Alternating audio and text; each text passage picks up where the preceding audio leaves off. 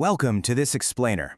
Today, we're taking a truly cinematic journey straight into the dark heart of the 20th century. Out of the literal ashes of World War I, the political landscape of Europe was radically transformed by the rise of totalitarian regimes. So we're going to compare the mechanics of fascist Italy, Nazi Germany, and the Soviet Union and see exactly how they operated.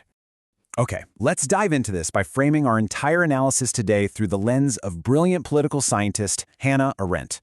In her landmark 1951 study, The Origins of Totalitarianism, she observed something pretty profound.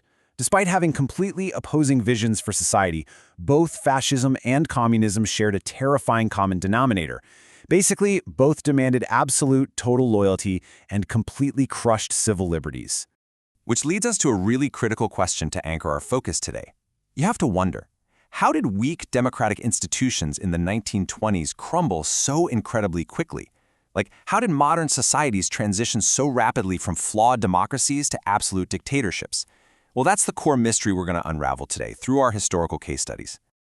To answer that, here is our roadmap for the explainer. 1. The wreckage of Europe. 2. Italy, the fascist blueprint. 3. Germany, the Nazi ascendancy. 4. Shared tools of totalitarianism. 5. Opposing ideologies, similar cruelty. And 6. The catastrophic human legacy. Section 1. The wreckage of Europe. Because totalitarianism didn't just emerge in a vacuum.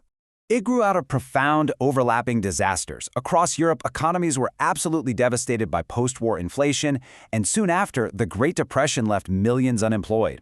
For Germany specifically, the Treaty of Versailles was viewed as this profound, agonizing national humiliation. Meanwhile, traditional political parties, they seemed completely paralyzed, totally unable to manage these crises. So this economic ruin and perceived political failure created a massive vacuum. People were desperate for radical solutions, and that threw the door wide open for charismatic leaders who knew exactly how to exploit nationalist grievances and class resentments. Section 2. Italy, the fascist blueprint. Let's see how this crisis environment was weaponized in the real world. This perfect storm gave rise to what's known as Squadrismo in Italy, the world's first fascist state, founded by Benito Mussolini back in 1919. Mussolini brilliantly and ruthlessly capitalized on Italy's grievance over a mutilated victory at the Paris Peace Conference, where Italy was denied promised territory despite fighting alongside the Allies. Combine that national anger with the Biennio Rosso, which was a period of really intense socialist strikes and factory occupations, and you get the perfect environment for Squadrismo to thrive. Mussolini basically unleashed his violent black-shirt paramilitary squads to intimidate opponents and systematically weakened Prime Minister Giovanni Gilitti's fragile liberal government. And this brilliantly illustrates the terrifying speed of democratic collapse. Look at this timeline.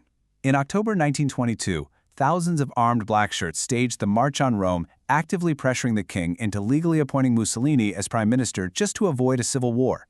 By 1923, they passed the Acerbo Law, which essentially rigged elections to guarantee a fascist majority. Even the brazen 1924 murder of a socialist deputy, Giacomo Matteotti, didn't stop him. Actually, instead of stepping down amid the massive scandal, Mussolini doubled down, legally and illegally dismantling the government until he declared a full-blown dictatorship in January 1925.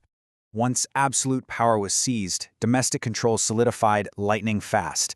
The OVRA secret police started imprisoning opponents, and heavy press censorship totally silenced independent journalism. Economically, Italy implemented a corporatist system, meaning they replaced free market competition with government-managed industrial councils. With Italy locked down at home, Mussolini started looking outward. He formed the Rome-Berlin Axis in 1936 and eventually enacted the 1938 racial laws. These were modeled directly on Nazi Germany's, ultimately stripping Italian Jews of their citizenship. Section 3. Germany, the Nazi ascendancy. Let's shift our focus to Adolf Hitler and the German Workers' Party. Now, Hitler actually studied Mussolini's methods of intimidation and spectacle very closely. But before we look at Hitler's domestic rise, we have to understand a really crucial concept: appeasement. As Hitler rose, propelled by the total instability of the Weimar Republic and the massive unemployment of the Great Depression, conservative elites inside Germany fatally believed they could control him. And externally, foreign powers tried the exact same tactic. At the 1938 Munich Conference, Britain and France practiced appeasement, literally ceding the Sudetenland to Germany in a failed bid to avoid war. Both domestic and foreign powers completely underestimated the radical nature of the threat. Just like in Italy, the timeline of democratic collapse in Germany was incredibly rapid and brutal. Hitler was appointed chancellor in January 1933. Just a month later, the Reichstag fire gave him the perfect pretext to suspend civil liberties indefinitely. By March, the Enabling Act granted him dictatorial legislative power without parliamentary approval. Then, in June 1934, the Night of the Long Knives violently eliminated his internal rivals.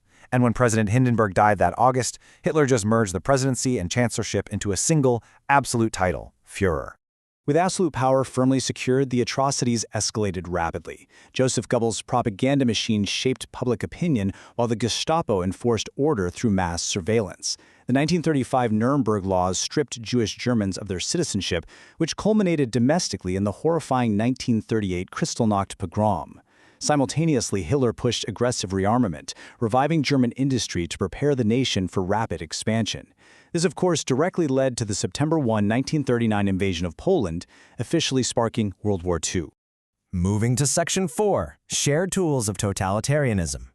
Now, what's really interesting about this slide is how we define what was actually happening here. Using a comparative political science lens, we can see the common denominators between Mussolini, Hitler, and their contemporary in the Soviet Union, Joseph Stalin. As Hannah Arendt categorized them, these weren't just your standard run-of-the-mill dictatorships. They were entirely new systems of government. Totalitarianism demands total loyalty, crushes civil liberties, and enforces centralized absolute control over literally every aspect of public and private life. To achieve that insane level of total control, they all relied on shared institutional mechanisms. All three established one-party states. They all cultivated massive, almost godlike cults of personality around a single supreme leader. They all deployed feared secret police forces, the Soviet Cheka and NKVD, Italy's OVR, and Germany's Gestapo. And they didn't just suppress adults, they systematically indoctrinated citizens from childhood through compulsory youth groups, like the Hitler Youth and the Soviet Young Pioneers. All of this was backed by relentless state-controlled propaganda and those heavily orchestrated mass rallies you see in the classic historical footage. Section 5. Opposing ideologies, similar cruelty. So the crucial point is that despite utilizing the exact same brutal and oppressive methods, their fundamental ideological goals were actually entirely opposed to one another. Economically, the Soviet Union abolished private property entirely, putting everything under state ownership. In stark contrast, Nazi Germany and Fascist Italy retained private ownership, but kept it under strict state direction and control. Then, consider their targets for persecution. The Soviet Union enacted ruthless class-based purges. On the other hand, Nazi Germany was driven by a distinct historical evil, racial ideology, specifically virulent anti-Semitism and claims of Aryan supremacy. This actually had no direct parallel in early Italian fascism, though as we discussed, Italy later adopted similar laws. Finally, Section 6. The catastrophic human legacy. These opposing ideologies, armed with the shared tools of totalitarianism, led to outcomes that forever scarred human history. Tens of millions. It's almost hard to wrap your head around a number that massive. This staggering figure represents the victims of mechanized war, engineered famine, political purges, and systematic genocide. Breaking down that devastation, history records incredibly specific horrors. The Holocaust, resulting in the systematic murder of 6 million Jews and millions of others. The Soviet Holodomor and the Great Purge, and Italy's brutal colonial wars in Africa.